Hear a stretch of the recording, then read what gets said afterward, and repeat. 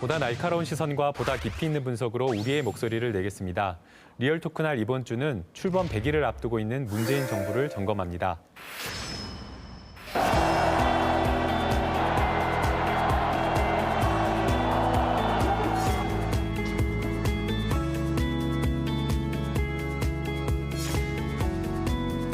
대통령으로서의 직책을 성실히 수행할 것을 국민 앞에 엄숙히 선서합니다. 2017년 5월 10일 대통령 문재인.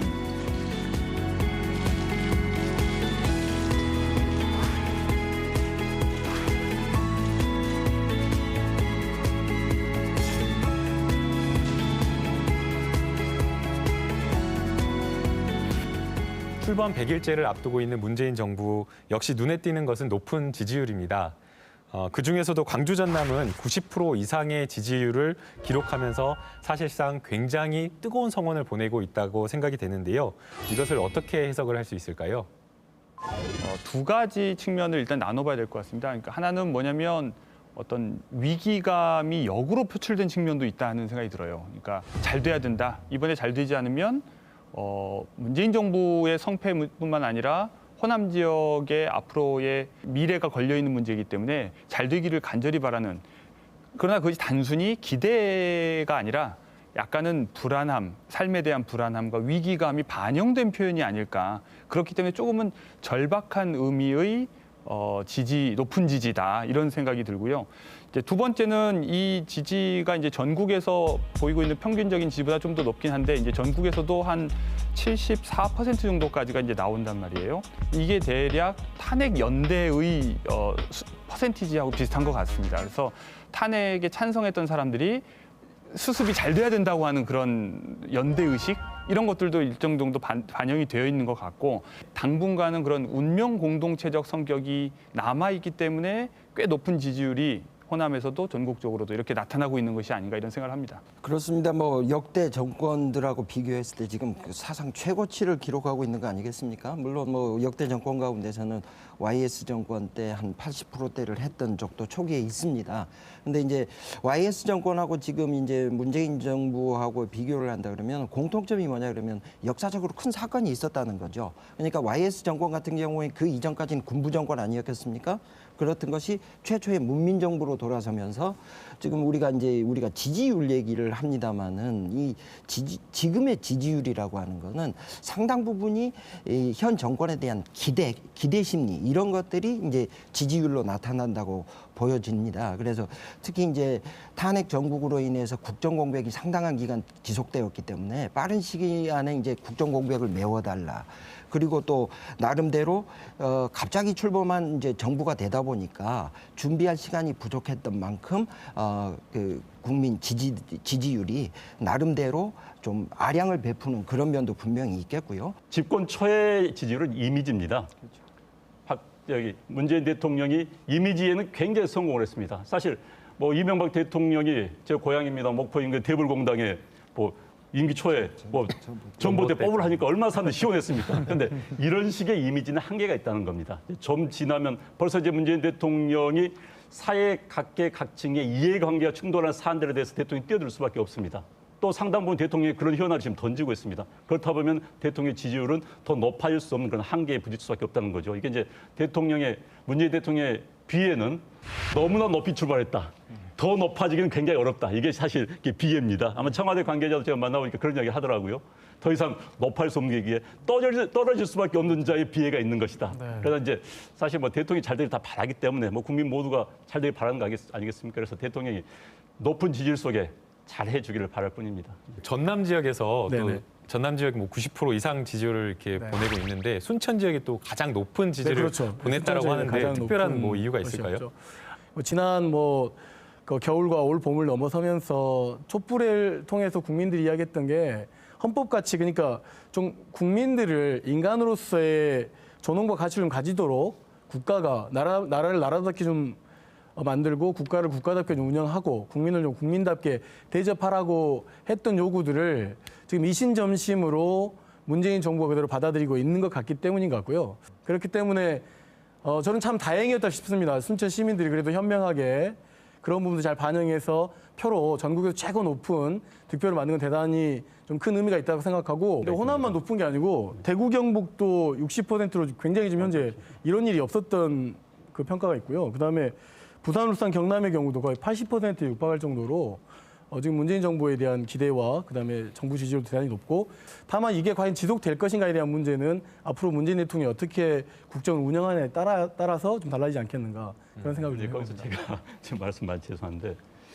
이제 여론조사를 보면은 현재 보수 응답층의 상당수가 해피합니다. 보수 응답층의 상당수가 이제 여론조사라는 게 샘플을 하다 보면은 지역, 세대, 그다음에 남녀 뭐 이런 것은 안배하는데 지지 정당의 안배는 불가능합니다.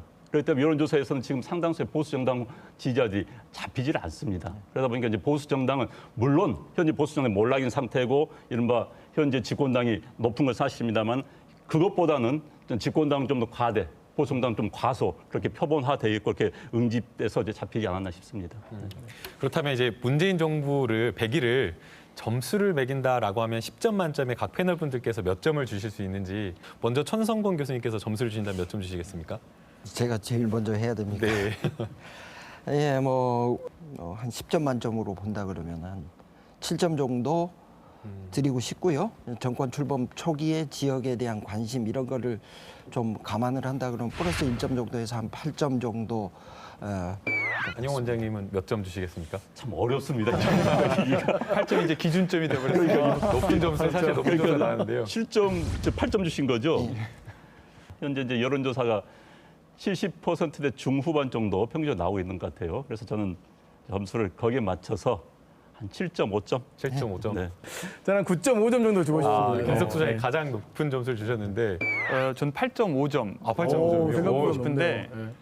이유는 이제 좀 더 주고 싶은 마음도 있지만 제가 보기 조금 못마땅한 점이 야당하고 적극적으로 협력하려고 하지 않고 이제 뭔가 갈등이 좀 많이 불거진 후에 마지못해서 이제 하거나 좀 그런 모습이 좀 못마땅해서 좀 깎았습니다.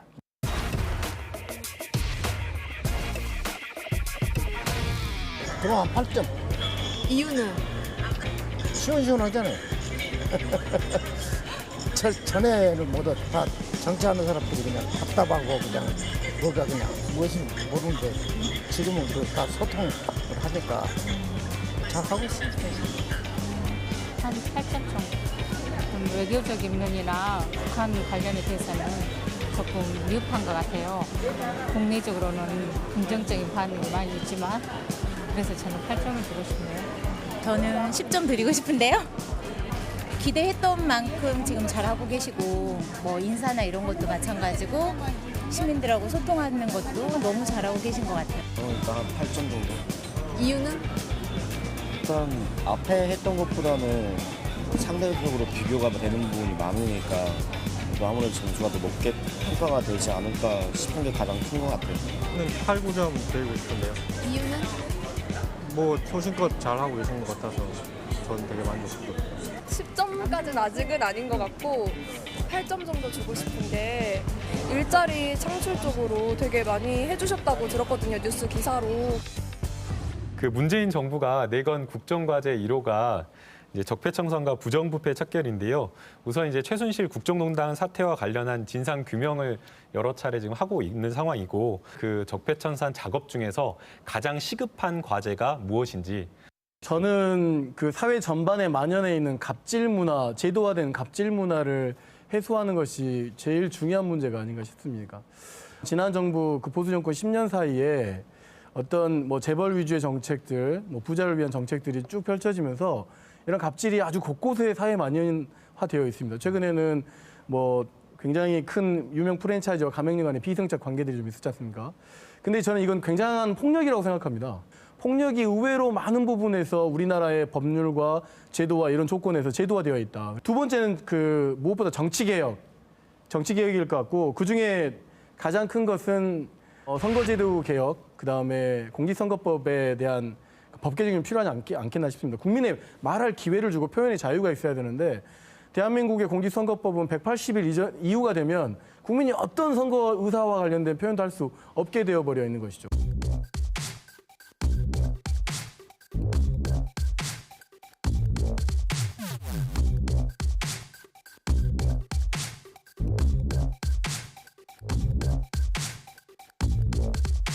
그 대단히 웃긴 그 선거제도가 있잖아요. 한 35% 정도 정당 득표를 해놓고 의석수는 한 55% 가져놓고 100%의 권력을 다 누리고 있는 이렇게 선거제도가 좀 개혁되지 않으면 국회를 통한 개혁 문제랄지 이런 것들이 좀 굉장히 좀 첩첩산중이지 않을까 싶거든요. 김덕수 소장님 의견에 전적으로 동의합니다. 그리고 이제 저는 이제 개인적으로는 가장 핵심적인 거라고 생각되는 부분은 검찰 개혁을 들고 싶습니다. 사실 이 적폐청산이라는 용어 자체가 나온 게 최순실을 중심으로 한 국정농단에서 비롯된 용어 아니겠습니까? 물론 적폐청산은 어느 정권, 어느 시기에나 다 있긴 합니다. 그런데 이렇게 구체적으로 나오게 된 게 이제 바로 최순실의 국정농단 사건이고 최순실을 중심으로 하는 국정농단 세력들이 활동이 가능했다고 하는 거는 바로 우리 검찰이 정치 검찰화되면서 이런 부분들을 다 덮어줄 수 있었고 검찰 개혁이 최우선 선행되지 않으면은 이 적폐청산이 제대로 이루어지기에는 좀 무리가 있지 않겠느냐. 그래서 저는 검찰 개혁을 꼽아봅니다. 적폐청산의 최종 목표는 뭐냐? 뭘 위한 적폐청산이냐? 결국은 우리 공동체 구성원들이 행복하기 위한 적폐청산이다. 그럼 현재 우리 공동체 구성원들이 가장 지금 불행하게 만드는 뭐냐? 저는 양극화라고 생각합니다. 한국 사회에 가진 자, 못 가진 자, 또 지역도 수도권과 지역에 이런 모든 측면에서 양극화 문제가 근본적으로 해소되지 않고서는 한국인들 더 이상 행복해질 수 없다. 그래서 한국인들의 지금 가장 큰 적폐는 양극화다. 근데 원장님, 그 하나 질문을 더 드리면 뭐 4대강 문제라든가 국정원 댓글 사건까지 향하면서 사실상 박근혜 정부 그 이상, 그러니까 이명박 정부까지 사실은 칼날이 조금 향하고 있는 것 같은데 이게 정치적인 어떤 보복이다라는 이런 비판을 지금 하고 있는 거거든요. 네, 그런 이야기는 그래서 이제 그 부분에 대해서 원장님 의견은 어떠신지 한번 여쭤보고 싶습니다. 그런 이야기가 나올 수가 있죠. 왜냐하면 5년마다 적폐청산을 이야기해 왔었기 때문에 일반 정치권적 용어로 따지면 여의도 용어로 따지면 5년마다 관성적으로 적폐청산이 됐고 야당에서는 당하는 입장에서는 또 5년마다 이건 정치 보복이라는 이야기를 계속 악순환이 되어 왔었습니다. 그러나 이제 이번만 좀 달라지길 저도 바라고요. 핵심은 적폐청산에 성공하려면은 모두가 밀어줘야 되는 겁니다. 그래서 야당의 공감대를 어느 정도 끌어내야 되는 겁니다. 그건 굉장히 기술적인 부분이죠. 물론 야당은 끝까지 뭐 야당 탄압이다 정치 보복이다 할 겁니다만은 그 야당의 주장을 넘어선 그런 새로운 행태를 보여줌으로써 적폐청산이라는 게 국민들의 공감대를 끌어가야지 성공할 수 있는 것이지 계속 이게 정치 공방으로 차치를 가니 굉장히 높습니다. 예를 들어서 지난번 뭐 청와대에서 문건 발표됐다는 것도 청와대 대변인만 흔들어대니까 청와대 그 논란의 핵심에 뛰어드는 겁니다. 청와대가 논란에 뛰어드는 순간 적폐청산은 정치 공방 흐를 가능성이 있기 때문에 청와대에서 이 점을 좀 주의해 주셨으면 하는 바람입니다. 그러니까 정치 공방으로 흐를 가능성이 정치권 안에는 늘 상존합니다. 그러니까 이걸 당파적 이해관계로 오해하지 않도록 할 수 있는 유일한 방법은 제가 보기에는 기준을 분명히 하고 신상필벌의 원칙을 정확하게 지켰을 때야 국민들로부터 그런 당파적 이익에 따라서 하는 것이 아니라는 생각을 하게 되는 거죠. 그래서 전 이제 앞에서 말씀하신 분들의 의견에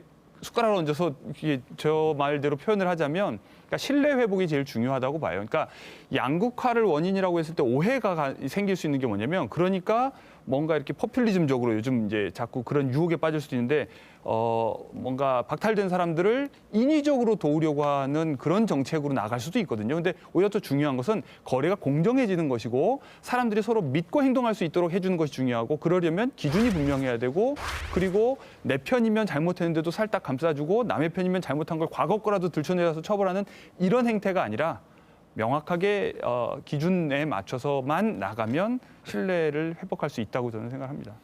지금까지 저희가 문재인 정부 출범 100일에 대해서 성적을 좀 매겨봤는데요. 지금부터는 그 지역민들이 문재인 정부에 기대하는 바하고 변화에 대해서 조금 이야기를 나눠보고자 합니다. 문재인 정부 1기 내각이 인선이 조금 마무리가 되었습니다. 이번 인선에서의 어떤 그 특징을 좀 보게 되면 호남 인사들이 대거 약진했다라고 이게 평가를 할 수가 있을 것 같은데요.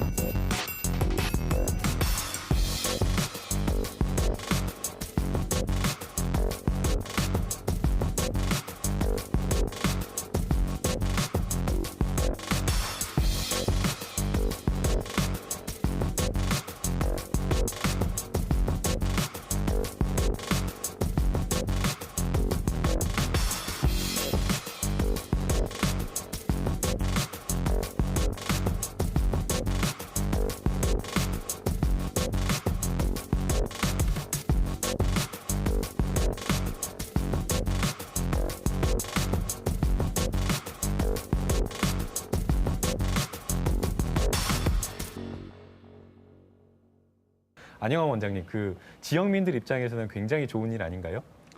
일단 뭐 내가 알던 사람들이 잘 되면 다 좋은 거 아니겠습니까?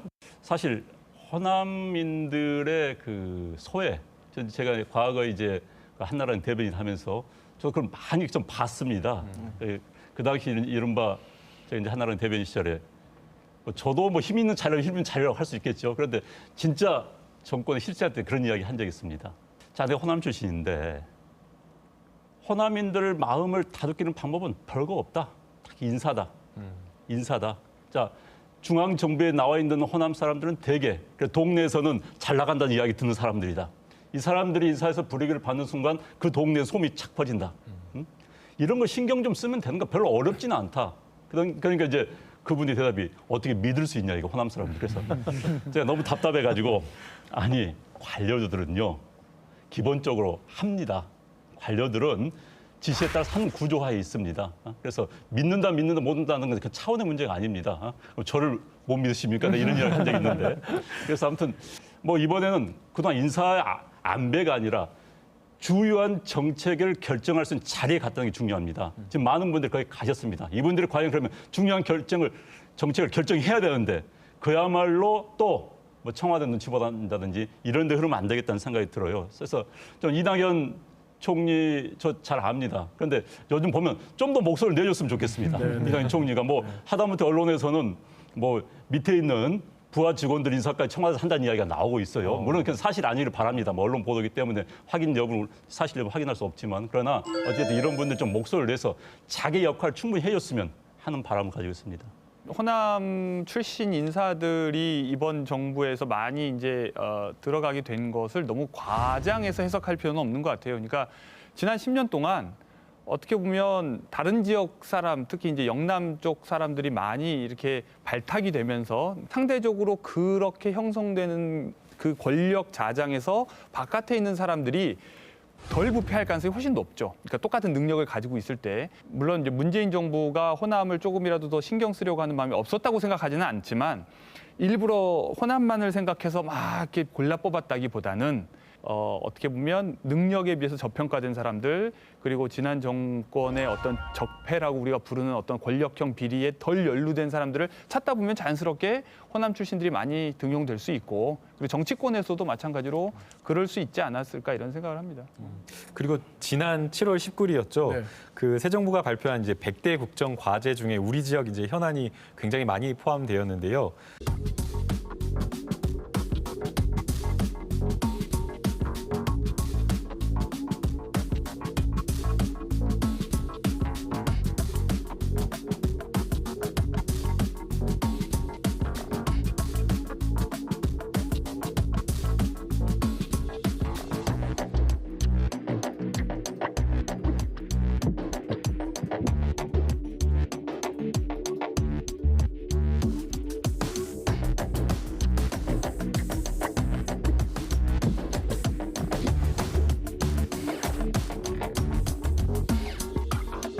특히 이제 눈에 띄는 게 5.18 정신을 헌법 전문에 게재하겠다. 사실 이게 과거사 문제를 해결하는 단초가 되지 않느냐라는 지역민들의 조금 기대가 있는데 이 부분에 대해서는 어떻게 평가를 하고 계시나요? 예, 뭐 지역민의 한 사람으로서 뭐 만시지탄이라고 해야 될 것 같습니다. 뭐 물론 이제 5.18 정신을 헌법 전문에 이제 반영하기 위해서는 이것도 사실은 국회에서 통과를 돼야 될 문제거든요. 근데 이제 뭐 통과 자체는 이 문제는 그렇게 어려울 것 같지는 않아요. 왜 그러냐면은 특히 이제 지금 문재인 대통령이 이 5.18하고 관련해서 굉장히 깊은 관심을 보여오시지 않았겠습니까? 그래서 뭐 후보 시절에도 뭐 이번 뭐 5.18 행사에는 대통령으로서 참여하고 싶다 할 정도로 그리고 그동안에 이명박 박근혜 정부에 의해서 차단되어 왔던 뇌물위반 행정국을 이제 재창을 하도록 했고 가장 중요한 거는 이 내용 가운데 진상조사위원회를 설치한다는 겁니다. 그러면은 그간에 우리가 5.18하고 관련돼서 조금은 미진한 부분들, 특히 진상, 가장 핵심적인 건 뭐 발포 명령자라든가 이런 것들이 좀 밝혀질 수 있지 않을까 이런 부분에서 상당히 기대가 되는 부분이고요. 그 헌법 전문 관련해서 먼저 전제돼야 될 것은 진상규명이 여전히 안 된 부분을 같이 이야기하고 그다음에 5.18을 폄훼한 지난 10여 년 동안의 그 이명박근혜 정권에서 보여줬던 그 정치인들 그리고 보수 세력들로 인한 이 광주 전남인들에 대한 자존심을 깡그리 무너뜨린 부분이 있잖아요. 근데 이게 감정적 대결의 문제가 아니잖아요. 이런 문제는 공방으로 몰고 갈 문제가 아닙니다. 역사적 사실이기 때문에. 일단은 개헌이 돼야겠지요. 그렇죠. 개헌 자체가 안 된다면 뭐 의미가 없는 이야기고요. 헌법 조문 바꾸는 건 뭐 할 수가 없는 거고. 저도 뭐 호남인으로서 또 5.18 당시 현장에 있었던 사람으로서 5.18 정신을 깊이 새겼는데 생각을 합니다. 그런데 또 여기에 동의하지 않는 분도 분명히 대한민국에 계십니다. 대한민국에 분명히 있다는 건 현실이고요. 그런데 이제 헌법 전문은 모두의 합의를 이끌어내서 누구는 반대하는데 아니다, 당신 말 틀렸기 때문에 이건 넣었다. 이렇게 할 수 있는 사안이 아닙니다. 헌법이라는 것은 최소한 법하고 좀 틀리는 겁니다. 그래서 그 문제에 대해서는 앞으로 국회 차원에서 또는 또 더 넓은 국민적 합의를 모으기 위한 그런 노력이 있어야 될 것 같고요. 그런데 이제 앞서 말씀드린 것처럼 과연 개헌이 가능할 것인가? 여기에 이제 초점이 모아질 수밖에 없을 것 같습니다. 이번 국정과제로 사실은 국민적인 이 지역민들의 어떤 기대가 좀 높아진 것 같습니다. 그래서 지역민들이 광주 전남의 새로운 부흥을 이끌 수 있는 이것이 신호탄이다라고까지 조금 생각을 하고 있는데 그렇게 봐도 될까요?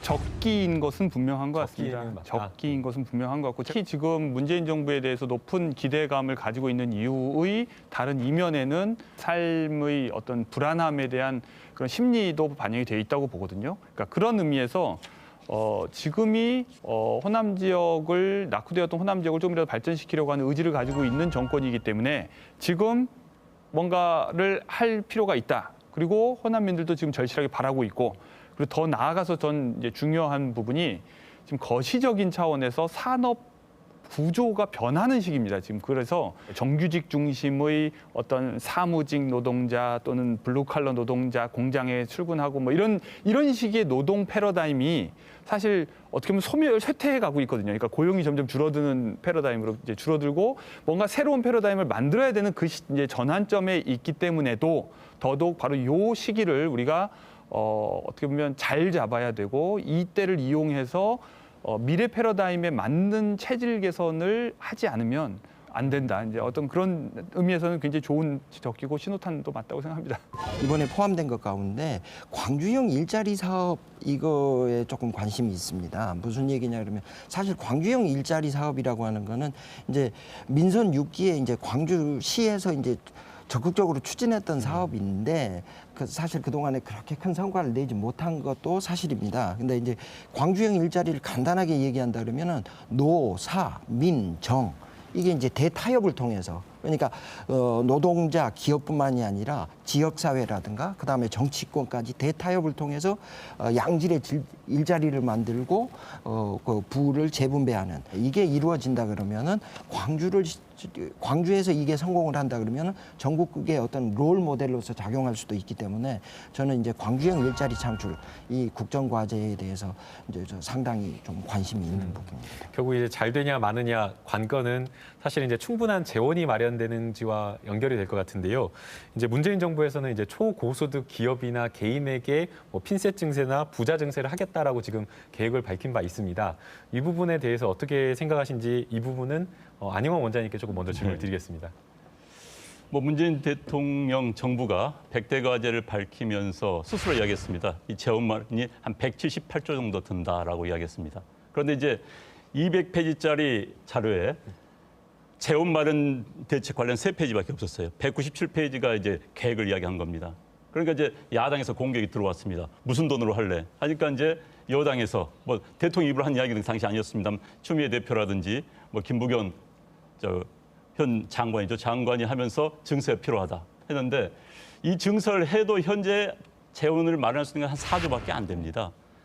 그러니까 5년 동안 해봤자 20조밖에 안 되는 것이죠. 이 돈으로는 할 수가 없습니다. 기본적으로. 그럼 결국은 현재 정책을 수행하려면은 추가 증세가 불가피합니다.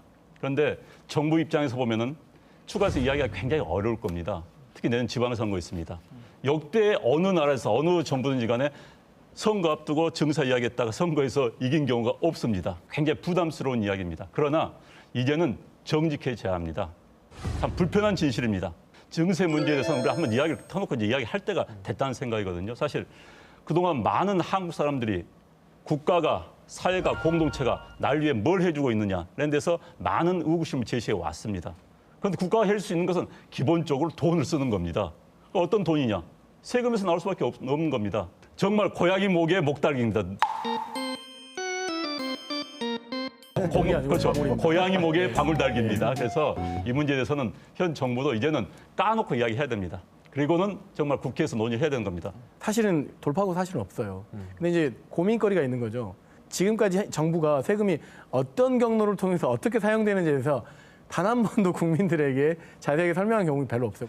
그래서 저는 좀 증세 논쟁 관련한 문제에 대해서는 국민들에게 꺼내놓고 증세가 필요하다고 하는 것을 분명하게 이야기하고 이 올리는 세금이 국민에게 어떻게 혜택이 된다라고 하는 것을 국민과 이렇게 소통하게 된다고 하면 국민들이 그 논의에 뛰어들 준비가 되어 있을 것이다. 그렇게 생각됩니다.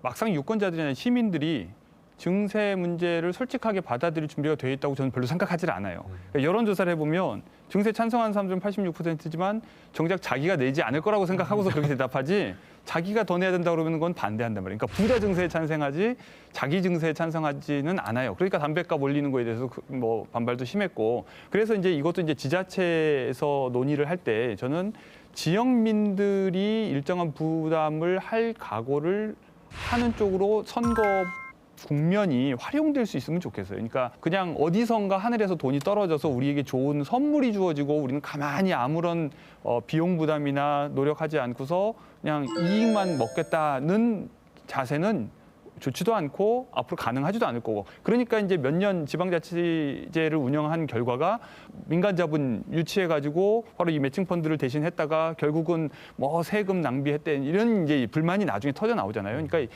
사전에 여러 가지 형태로라도 좀 그것에 대한 일정한 부담을 우리도 함께 질 필요가 있다는 것을 자각하고 재정 자립도가 비록 낮지만 이 기회를 잘 살릴 필요가 있다고 생각합니다. 좀 맞물려서요. 전 세계에서 세금을 가장 잘 안 내고 세금을 회피하고 또 세금 안 내는 걸 자랑으로 공개적으로 한 나라가 그리스입니다.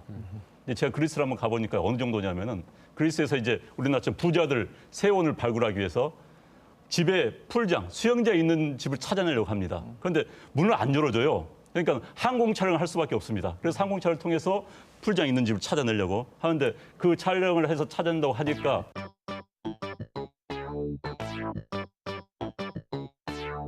푸른 색깔 비닐 장판에 다 동나버린 거예요. 덮으려고 거기를 잔디처럼. 우리도 마찬가지로 지금 조세 저항이 있을 수밖에 없습니다. 그러기 위해서는 그 지자체 또는 중앙정부 차원에서의 세금 절감 노력을 보여주고 난 다음에 증세를 이야기해야 된다는 게 우선순위고요. 우리 지역에서 또 진행될 사업들을 보게 되면 사실상 이제 국가와 지방자치대가 함께 이제 재정을 부담하는 매칭 사업들이 많은데요. 천성근 교수님, 사실 광주 전남의 그 재정이 굉장히 열악하지 않습니까? 그렇기 때문에 조금 뭔가 대책을 좀 마련해야 된다 그런 이야기들이 많은데 뭔가 좀 해야 되지 않을까요? 그렇죠. 뭐 우리 지역이 전국에서 재정 자립도가 전체적으로 가장 낮다고 보시면 될 것 같습니다. 그런데 이제 앞으로 이제 국정 과제를 추진하는 과정에서 이제 매칭 펀드, 지자체에서 일부 부담, 정부에서 그만큼 부담. 자, 이거는 악순환이죠. 이렇게 되면 제가 생각할 때는 이런 부분하고 관련해서는 이제 지역 정치인들이 좀 더 나서야 되지 않겠느냐. 이제 이렇게 생각을 합니다. 무슨 얘기냐 그러면은 뭐 그나마 부족한 예산을 따올 수 있는 거는 지역 정치인들의 역할 아니겠습니까? 매칭 펀드가 일단은 매칭 펀드에서 예산을 가져오려고 합니다. 그러나 본인들은 매칭 펀드 50%를 낼 돈이 없어요. 그러니까 그런 경우는 사업이 기공식만 있지 준공식이 없습니다. 국가적 예산만 낭비가 되는 겁니다. 지방 예산도 다 낭비되는 거고요. 정치인들의 어떤 포퓰리즘, 표를 얻기 위한 것 때문에 매칭 펀드의 취지가 왜곡되는 것. 그것은 좀 막아야 됩니다.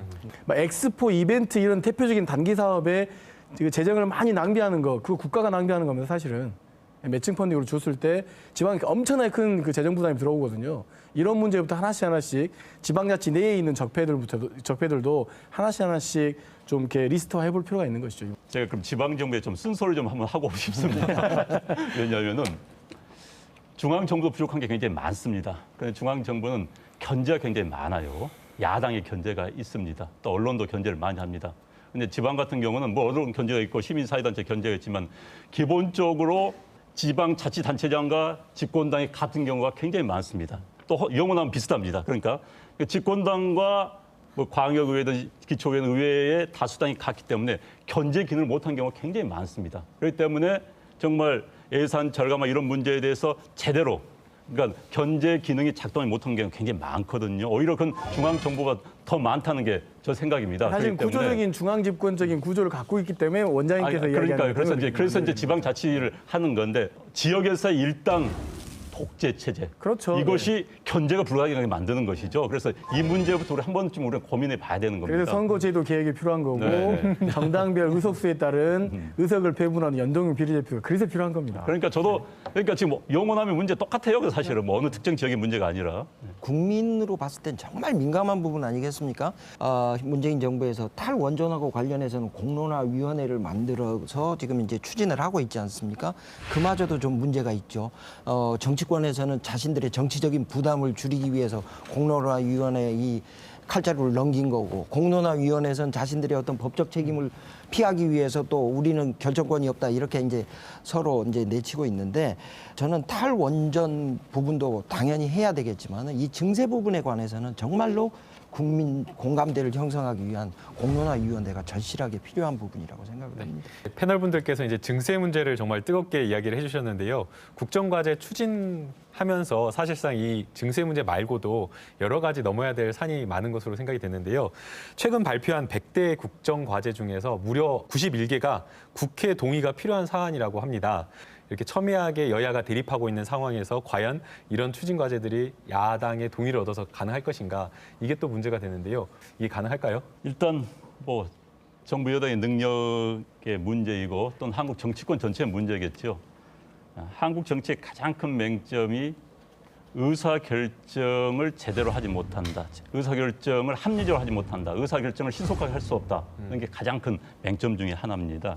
그런데 이제 다행히도 현재 구조는 다당제하입니다. 다당제는 노력 여하에 따라서 얼마든지 그 합의를 끌어낼 수 있는 구조가 되는 겁니다. 과거처럼 양대 정당 구조라면 결국은 선거에서 진 정당은 다음 선거를 위해서 이 정부가 잘하는 거 다 발목을 잡을 수밖에 없습니다. 왜? 이 정부의 지지율을 떨어뜨려야지 다음에 집권할 수 있기 때문에. 그러니까 한국 정치라는 건 5년대 다민제하에서 선거가 끝나는 순간 패자들은 다시 다음 선거를 위해서 다리 걸기 들어가는 겁니다. 그런데 이제 다당제화가 되면 이게 좀 완화가 될 수밖에 없는 구조거든요. 그런 측면에서는 문재인 정부는 운이 좋은 편입니다. 그러니까 운이 되게 좋은 거는 이제 말씀하신 것처럼 야당이 이제 분열되어 있기 때문에 보통 옛날부터 이제 로마 시대부터 내려오는 격언이 디바이드 앤 룰이라고 그래서 언제나 어떻게 보면 통치의 대상을 이제 잘게 나누어서 한 편으로 뭉치지 못하도록 하는 것이 이제 기본적인 테크닉인데, 그런 점에서 일부러 하지 않았는데 그렇게 됐기 때문에 굉장히 지금 이로운 구도입니다. 그런데 어쨌든 의회 동의를 얻기 위해서는 최소한 한 정당의 지지가 절대적으로 필요하거든요.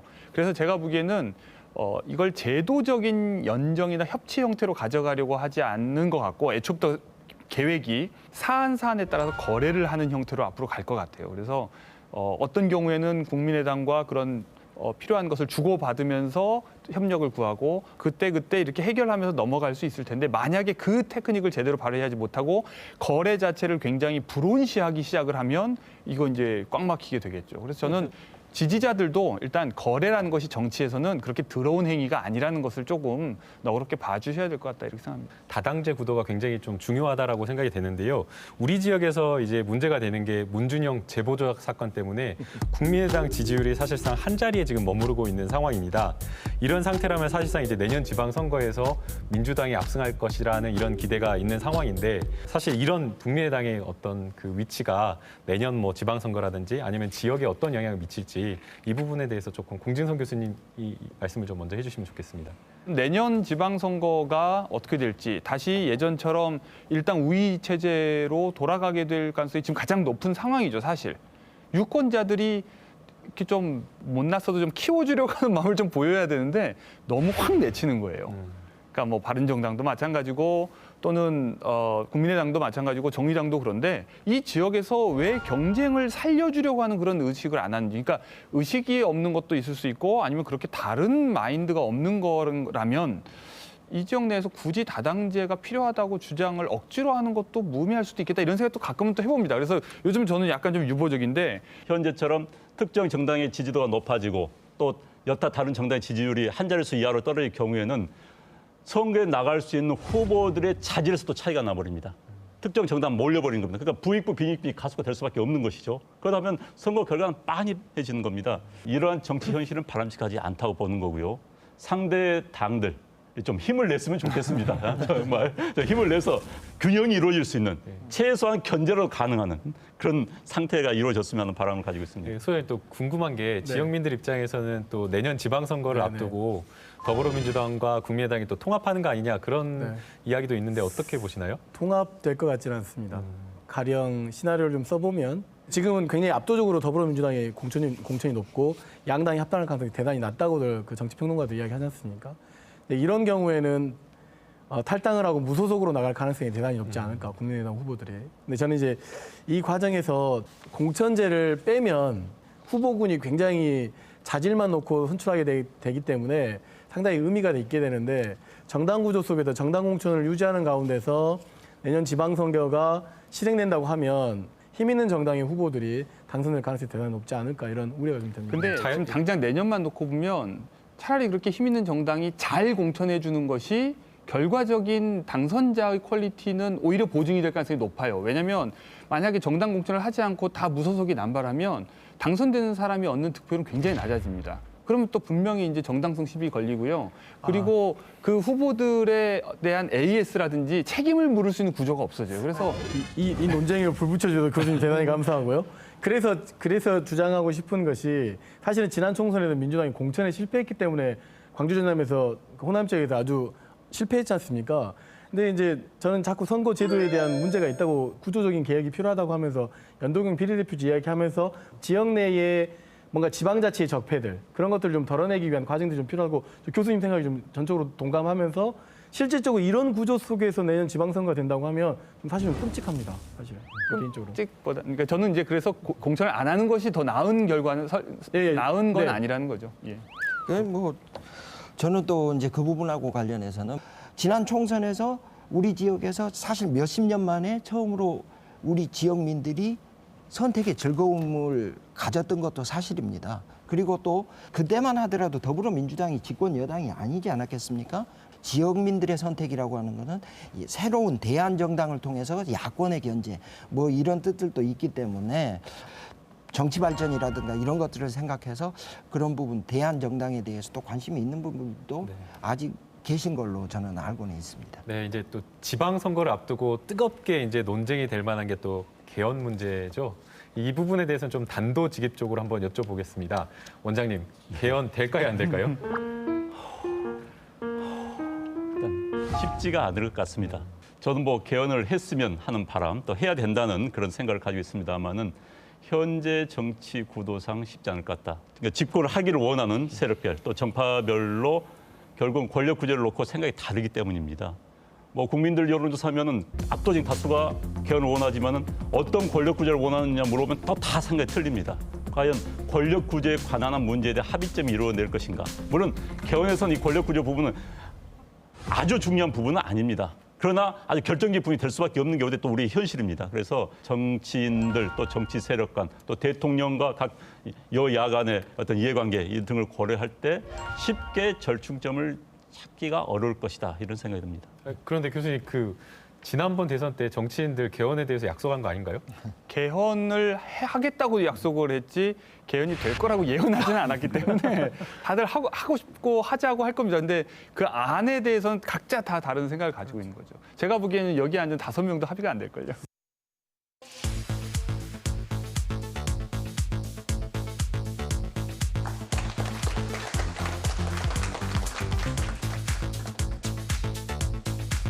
이번 개헌은 권력이나 특정 정파가 주도하는 개헌이 아니라 국민이 주도하고 국민에 의해 만들어지는 상향식 개헌이 되어야 합니다.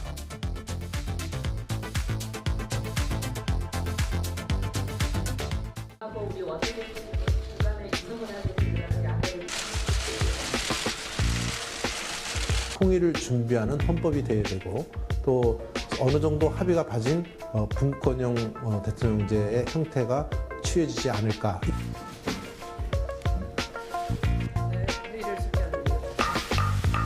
촛불 정신을 계승하고 국민이 참여하고 국민이 주인되는 개헌 과정을 만들어내겠습니다.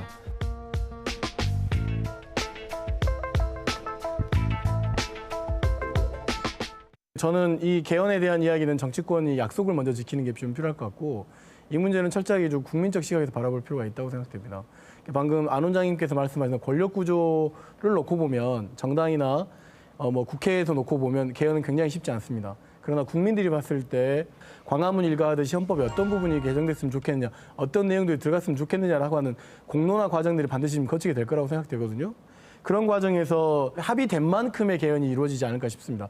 87년 개헌 같은 경우는 갑작스럽게 학자들이 모이고 특별하게 공론화 과정이 거치지 않은 가운데서 만들어진 헌법입니다. 그렇기 때문에 거기에 대한 디테일이 굉장히 좀 많이 부족한 측면이 있는 거고 그래서 국민의 요구를 시대가 바뀐 만큼 요구를 받아들이자라고 하는 이런 공론화 현장을 가져간다고 하면 저는 개헌이 될 거라 보고 물론 어떤 안이라고 하는 것을 가지고 다 여기 있는 5명이 다 합의하기는 어렵다고 보지만 합의할 수 있는 것부터 할 필요가 있다고 생각됩니다. 국민의 뜻이 매우 중요합니다. 대한민국 민주공화국이기 때문에 그러면 국민의 뜻이 수렴되는 것은 역시 국회일 수밖에 없습니다.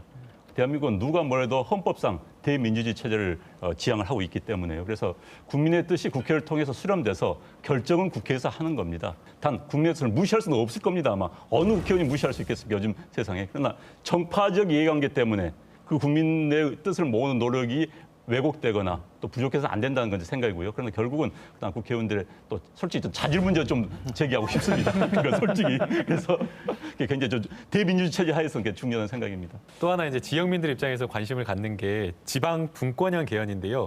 천성훈 교수님, 이게 지방 분권형 개헌 왜 이렇게 중요한 건가요? 그렇죠. 지금 이제 지방 분권형 개헌 얘기가 나오게 된 배경은 그거지 않겠습니까? 지난번 이제 국정농단하고 관련해서 과연 이런 국정농단의 근본적인 원인이 어디가 있겠느냐? 제왕적 대통령제 때문에 그렇다라는 이제 그런 분석들이 많이 나왔습니다. 그래서 대통령의 권한을 축소할 수 있는 방법이 뭐가 있겠는가 했을 때 이제 지방 분권형 개헌을 우리가 얘기는 합니다. 그런데 과연 앞에서 이제 안 원장님도 그런 얘기 하셨습니다만은 과연 현실에서 그거를 진행을 해야 되는 건 국회인데 권력을 지금 나눠 갖고 있는 정당에서 이런 것들을 할 의지가 그렇게 크겠는가? 우리가 동서고금을 막론하고 권력을 가진 사람들은 절대 나눠주려고 하지 않습니다. 그래서 현실적으로 보면 개헌이 상당히 어떤 정쟁 차원으로 간다 그러면 개헌은 사실상 불가능해 보이고요. 하지만 진정한 의미에서 개헌에 대해서 진지하게 한번 논의를 해보고 그 방법 중에 하나가 이제 지방 분권형 개헌도 한번 고려 대상은 충분히 될 것 같습니다. 교수님, 조금 이게 어려운 일인데 그럼 어떻게 구체적으로 좀 해야 될까요? 이제 기득권을 가진 사람들이 내려놔야 되겠죠. 그래서 지금 이제 기존의 정당들이라든가 또 지금 정부도 청와대를 비롯해서 기득권을 갖고 있는 사람들이 허심탄회하게 그 권력을 내려놓는 자세가 선행되면 가능하다고 봅니다. 옹진성 교수님 가지고 계신 해법 있으신가요? 개헌과 관련해서 아니면 지방형 분권과 분권형 개헌. 저는 근데 분권을 하기에 앞서서 각 지방이 그 선결 조건을 어느 정도 갖추고 있는지 한번 좀 점검해 볼 필요가 있는 것 같아요. 그러니까 대통령이 제왕적이어서 문제였다면 제왕적 시장이나 제왕적 도지사, 제왕적 구청장도 문제가 될 수는 있거든요. 그래서 권한이 없어서 지금 문제인지 아니면 권한이 주어졌을 때 더 큰 문제가 생기지는 않을지 이것도 한번 저는 따져볼 필요가 있는 것 같아요. 그래서 우리가 쉽게 국세와 지방세 간의 비율이나 이런 것들이 너무 좀 부족해서 더 많이 있으면 좋겠다. 우리가 주머니 부족하면 그런 생각은 쉽게 하는데 갑자기 용돈 늘어났을 때 그것을 낭비하지 않고 알뜰하게 잘 쓸지에 대한 확신이 우리 모두에게 있는지 저는 한번 좀 곱씹어 보자는 거예요. 너무나 쉽게 개헌 당연히 좋고 분권형 개헌 당연히 더 좋고 이렇게 생각하는 것이 아닌가. 저는 오히려 우리가 지금 명목적으로 지방자치제를 실시한 지가 한참 됐지만 여전히 사고들이 많고 미숙한 점이 많은 걸 미루어 보면 아직 충분히 성숙해 있지 않은 거고 결국 쟁취할 준비가 안 돼 있다는 생각이 들어요. 그리고 시간이 되면 쟁취할 거라고 봅니다, 저는. 마지막으로 문재인 정부에 하고 싶은 말씀이 굉장히 많으실 것으로 생각이 되는데요. 문재인 정부 이것만큼은 절대 놓치지 않아야 된다. 딱 한마디씩만 해주신다면 어떤 말씀 하시겠습니까? 참 할 이야기 많습니다만 그런데 일단 초기이기 때문에 정책 요구에 계획 오류란 말이 있습니다. 계획 오류요? 네, 계획 오류는 기본적으로 혜택은 과대평가하고 어느 정책에 대해서 그다음에 거기에 대한 비용은 과소평가하는 경우가 많습니다. 예를 들어서 시드니 오페라 하우스를 만들 때 1957년도에 시작을 해서 700만 달러면 든다고 했습니다. 그래서 63년도에 6년 만에 끝난다고 그랬어요. 그런데 실제는 73년도에 끝났고 비용이 1억 2천만 달러 들었습니다. 계획과 완전히 다른 상황이 벌어진 거죠. 어쨌든 대통령 또 새 정부가 계획 오류에서 좀 벗어나서 객관적으로 모든 걸 봐줬으면 좋겠다. 너무 소망적으로 보지 말아달라. 그리고 이제 이 사고의 틀은 국민 전체를 봐달라. 정치인들이 가장 제가 경계하는 게 집단 사고입니다. 끼리끼리 모이다 보면 그 말 다 옳은 것처럼 보이거든요. 그런데 대통령은 그런 영역을 넘어서 크게 보고 크게 국민 전체의 대통령이 되어주기를 바랍니다. 좀 덕담을 하겠습니다. 지금 한 100일 가까이 되는 시간을 보니까 문재인 정부의 어떤 정책 기조에 밑에 깔려 있는 철학이 사람을 귀히 여기려고 한다는 그 느낌을 전 좀 받았습니다. 그래서 그런 정신, 그런 마음 자세를 잃지 말고 끝까지 쭉 유지하시고 나중에 행여라도 이제 업적 중심이나 성과 중심에 휘둘려서 이런 초심을 잃지 않도록 해주시기를 바랍니다. 국가를 좀 국가답게 운영하는 모습을 좀 잘 보여주길 바라고요. 방금 말씀하신 것처럼 촛불이 만들어낸 정권입니다. 그리고 촛불 때문에 박근혜 대통령을 탄핵시켰기 때문에 촛불이 요구했던 것이 무엇인지 제대로 보면서 그리고 정부 정책에 대한 내용들을 국민과 같이 소통하기 위해서 광화문 1번가처럼 직접 국민들과 소통하는 기회들을 굉장히 많이 열었으면 좋겠습니다. 대한민국의 흑역사 탄핵을 거치면서 출범한 문재인 정부 아니겠습니까? 국민들의 많은 기대와 축복 속에 출범한 문재인 정부입니다. 최근에 이제 뭐 탈원전 문제라든가 사드 배치 문제라든가 이런 거하고 관련해서 혼선이 있고 오락가락하는 부분들을 봤을 때 너무 서두르는 거 아닌가? 지금 문재인 정부가 이제 좀 필요한 거는 상당한 인내심을 좀 갖고 정책을 추진해 주십사 하는 게 이제 제가 바라고 싶은 부분입니다. 이제 앞으로 바라는 점이 있다면 그냥 지금처럼만 똑같은 마음, 초심을 가져주셨으면 좋겠어요. 계속 임기하실 때까지 좋은 대통령으로 남아주신다면 저 또한 좋은 대통령으로 기억할 것 같아요. 지역 경제겠죠. 아무래도 광주가 다른 지역에 비해서 이제 좀 낙후됐다고 이렇게 저도 느끼거든요. 그래서 그런 거 좀 균형적인 발전. 유지하면서 잘 살아갈 수 있는 그런 나라를 만들어줬으면 너무 불신이 크잖아요. 그래서 그런 나라로 잘 이끌어 가줬으면 하는 바람이에요.